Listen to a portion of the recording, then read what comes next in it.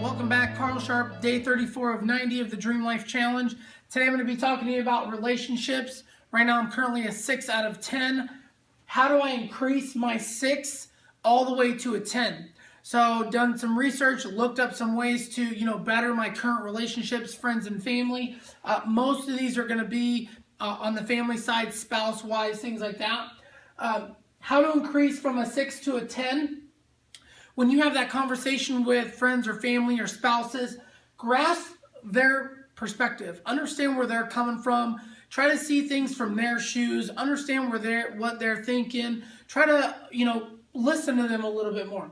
Talk through the problems. It's easy to get off topic, maybe fight a little bit. Sometimes you'll realize the end of the fight doesn't have anything to do with the end of the fight. So talk through the problems. Listen, take deep breaths.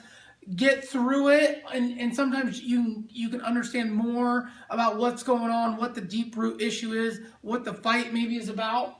Listen more and speak less. Listen more. You got 2 ears, 1 mouth. Pay attention to what they're saying. Take in their information. Take in their perspective, and then talk through it. Understand what makes them think that way. Understand, what gave them that idea, and then work through that problem. Fulfill your responsibilities. As a spouse, if I tell my wife I'm going to do this, or I'm going to do the dishes, or I'm going to mow the yard, fulfill those. Do those, because if you don't, you lose credibility. The last thing I want to do is lose credibility in the number one place that's most important to me is my household.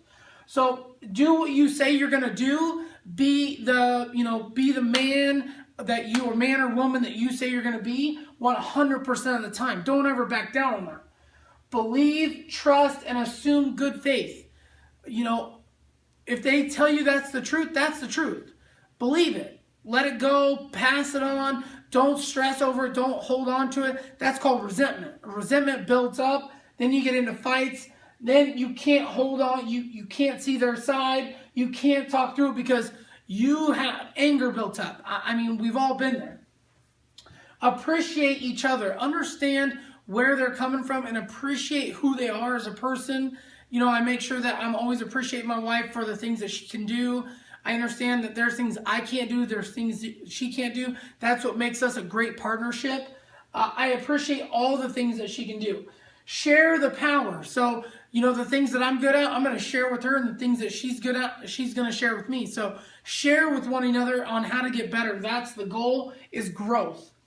Find and create common goals. If you don't have common goals with your spouse or significant other or whatever you have, it's going to be very easy to get off topic. It's going to be very easy to not stay on the same page, get off course. You got to have a common goal so when times get tough and you hit that roadblock, you can say, hey, don't worry, we're going for that goal. That's the important part. So make sure you have common goals. And then accept the unsolvable. Some things just don't make sense. They're never going to make sense. Learn to accept it and move on. Get better at the things that you can improve on. The things that you can't improve on, they'll fall to the wayside. If everything else is 100%, one small thing's not going to be that big of a deal. So the best way to increase your relationship, grasp their perspective, talk through the problems, listen more. Fulfill your responsibility as a spouse, husband, wife, whatever. Believe, trust, and assume in good faith. Appreciate each other. Share your power. Create some common goals.